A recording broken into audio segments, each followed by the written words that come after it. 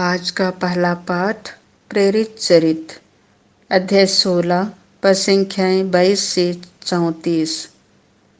आप यीशु में विश्वास कीजिए तो आपको और आपके परिवार को मुक्ति प्राप्त होगी। फिलिप्पी की भीड़ पौलुस और सीलस के विरोध में एकत्र हो गई।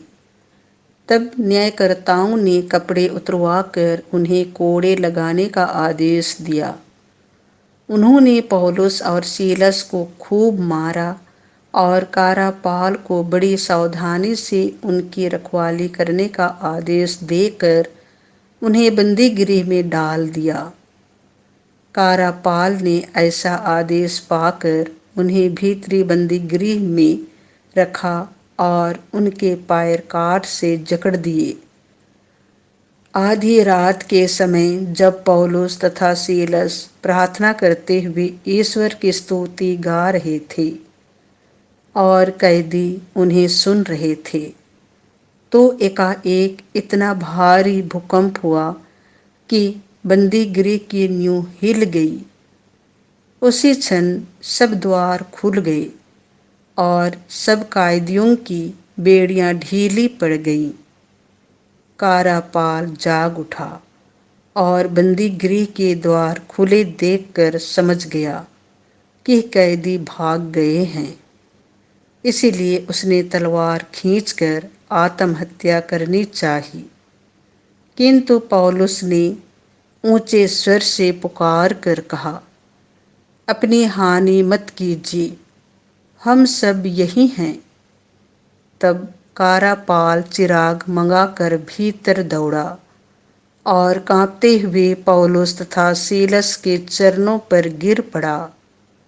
उसने उन्हें बाहर ले जाकर कहा, सज्जनों, मुक्ति प्राप्त करने के लिए मुझे क्या करना चाहिए? उन्होंने उत्तर दिया, आप प्रभु यीशु में विश्वास कीजिए तो आपको और आपके परिवार को मुक्ति प्राप्त होगी।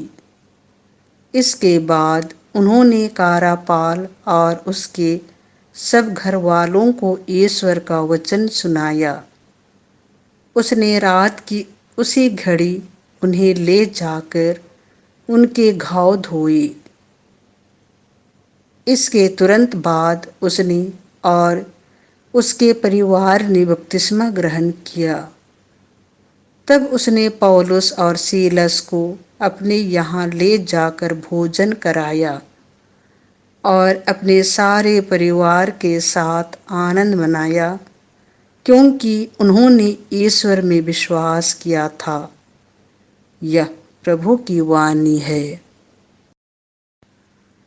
संत योहन के अनुसार पवित्र सुसमाचार अध्याय 16 पद संख्या 5 से 11। यदि मैं नहीं जाऊंगा तो सहायक तुम्हारे पास नहीं आएगा। यीशु ने अपने शिष्यों से यह कहा, अब मैं उसके पास जा रहा हूँ जिसने मुझे भेजा है, और तुम लोगों में से कोई मुझसे यह नहीं पूछता कि आप कहाँ जा रहे हैं। मैंने तुमसे ये बातें कहीं इसीलिए तो तुम्हारे हृदय शोक से भर गए हैं। फिर भी मैं तुम लोगों से सच कहता हूँ, तुम्हारा कल्याण इसमें है कि मैं चला जाऊं। यदि मैं नहीं जाऊंगा तो सहायक तुम्हारे पास नहीं आएगा। यदि मैं जाऊंगा तो मैं उसे तुम्हारे पास भेजूंगा।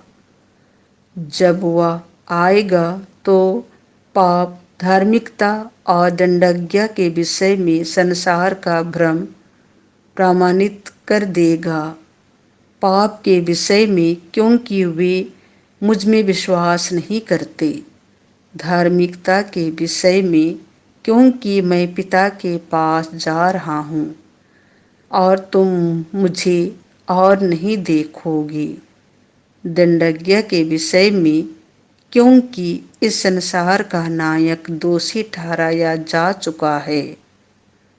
यह प्रभु का सुसमाचार है।